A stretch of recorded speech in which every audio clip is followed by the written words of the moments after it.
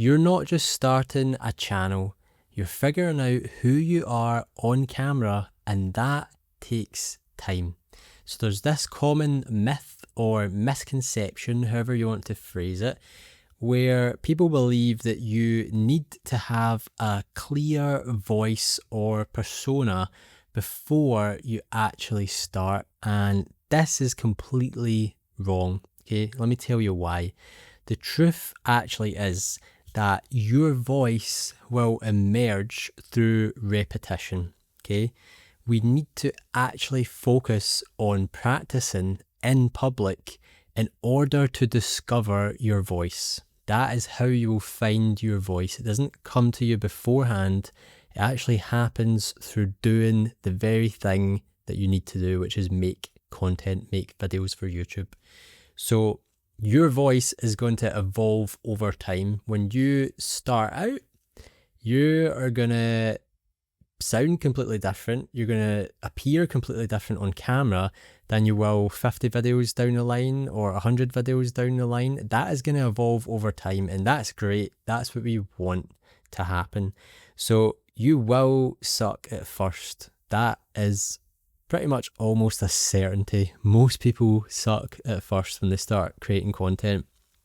We're not looking to be perfect to begin with, okay? We just want to get started. That's the first big step. But with repetition, you're gonna get better, okay? So that's the good thing. You're gonna suck at first, but if you keep doing it, you're gonna improve. So here are some actionable steps, some things that actually helped me on my YouTube journey as well. So what really helped me find my own voice as a creator is to actually speak from lived experience. So actually refer to your past, okay? Take interesting things from your past that are applicable to the message that you're trying to convey to your audience. So we want to speak from lived experience and not theory. So anybody can speak from theory, which is just practice, okay? Good rules of thumb. Anyone can speak about that, but what makes you really unique is when you tie together and blend the theory with your lived experience. So you'll probably notice if you've watched a few videos on this channel, often I'll refer to the fact that this isn't my only channel. This actually wasn't the first YouTube channel that I started. I actually started a travel channel. That was the first YouTube channel that I started. And I'll often refer to that because it's the first channel that I started. It was my first foray into the land of YouTube and content creation. So I really learned a lot in that phase, and obviously a lot of what I learned is stuck with me, and I can share that with you guys, and I can sort of bridge the gap and make it a bit more interesting by giving you examples about things that I learned on that channel. I'm still discovering things on this channel, but that was my first foray into YouTube. Another piece of my lived experience that you'll see me referring to on this channel is the fact that for the past 10 years, I've been self-employed. I've been a solopreneur, a one-person business owner, however you want to call it. And interestingly enough, there's actually a lot of overlap between business and YouTube.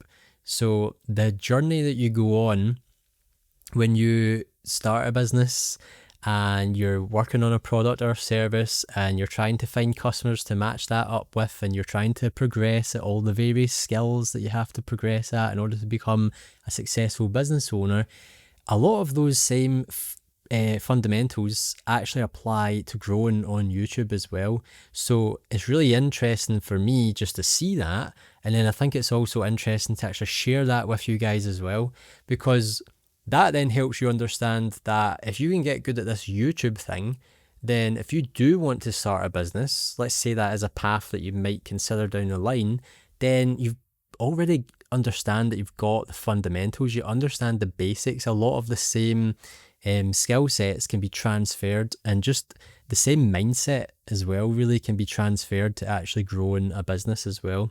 And another thing that you'll hear me often refer to is the fact that I started my whole kind of creative journey actually way back when I was in college, when I was studying filmmaking. That's when I really fell in love with creating videos.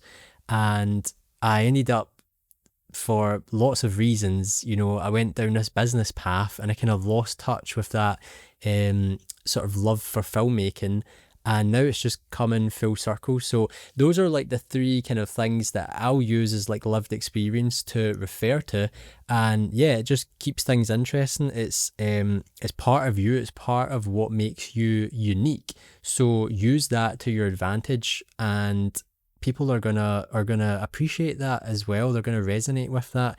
So another thing that actually helped me find my voice as a creator is just leaning into what felt natural, which is really important. We don't want to copy others, okay? I fell into that trap as well, where you see your favorite creators online and you like what they do and you think, well, I like them. If I could just replicate them, then other people will like me. And that's just, it sounds good on paper, but in practice, it doesn't really work out, because you know yourself when you're doing that. It just doesn't feel right, doesn't feel natural. And if it doesn't feel right or natural to you, your viewers are going to see that as well. So all I can really ask of you guys is just to be yourself. Lean into what feels natural to you. It's gonna be uncomfortable to begin with. It's gonna be clunky and it's gonna be messy to begin with. But that's not so much because you're clunky and messy. It's because we are all filled with these fears and these anxieties when we start filming. We're not used to being on camera. We're not, like, this whole thing is weird. It's alien to us, okay? It's not a normal thing. So we have to make it normal. And the only way to do that is to do it again and again and again and again.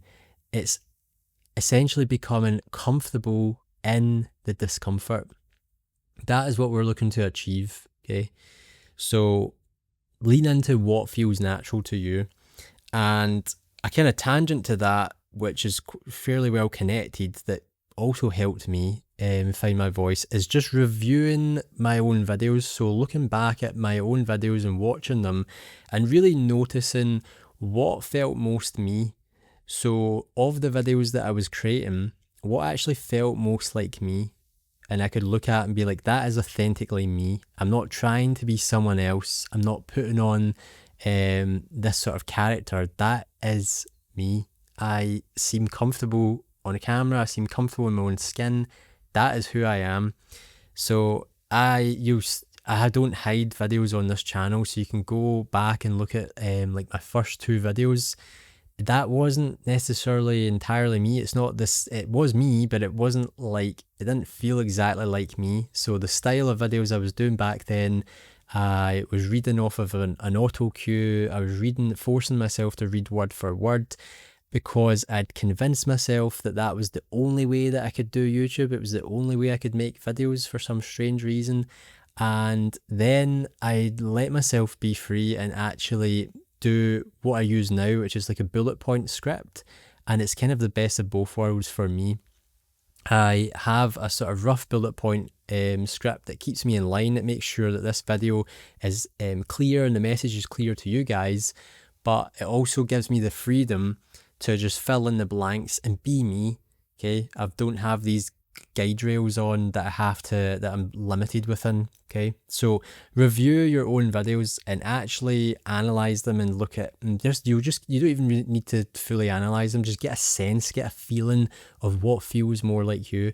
And if it still doesn't feel like you, then go out there and make more videos. Keep practicing, try different methods. Do like a word for word script in one video, do a bullet point script in one video, and then do a video where you're just winging it, and just review those 3 videos back and ask yourself, what feels more like me? So if I could encourage you today to do just one thing, don't try to force a niche persona, okay? Don't try to force a niche persona. What do I mean by that? So say you've chosen your niche that you want to create content in, and you most likely have watched other creators within that niche. You're aware that there are creators in that niche that have a certain persona, and you're maybe going to connect that niche with a certain persona and think the only way to be successful in that niche is to copy that persona, mirror that persona, even if that persona isn't who you are, okay? You kind of feel like you have to fake it till you make it. And that's not the right thing to do, okay? There's no hard and fast rules here. Niches are changing all the time, they're splintering, and you don't really know what your audience wants. And also, it's actually an opportunity to be you, because let's say in the niche that you want to jump into, let's say there's a whole bunch of creators in there and they're all kind of copying this sort of niche persona that they all think they have to be. Well, there's a gap in the market there. This is where I'm saying there's overlaps with business. There's a gap in the market. There's an opportunity there for you to actually fill that gap. There's a lack of supply. There's a demand where people still want to consume that same content, but they want a fresh face, they want a fresh persona, they want someone who does it a little bit differently, and that could be you. So let your sort of niche persona evolve, let it evolve over time. You're going to find it over time, and let yourself be free ultimately. Okay, we want to enjoy this. That is the goal. We want to enjoy this, and we want to connect with like minds. So let's make it sustainable, let yourself be free, and actually enjoy the whole process. So the final takeaway before I leave you guys here is you don't find your voice and then start creating. Okay? You start creating and your voice will find you. So if you think that you've missed the boat on this whole YouTube malarkey, and you think you're too late to start, well, one, you're totally wrong, and two, I've actually made a whole video explaining why today is the best day to actually start your YouTube journey. So click here to watch that video, and as always, thanks for watching. I'll see you guys on the next one.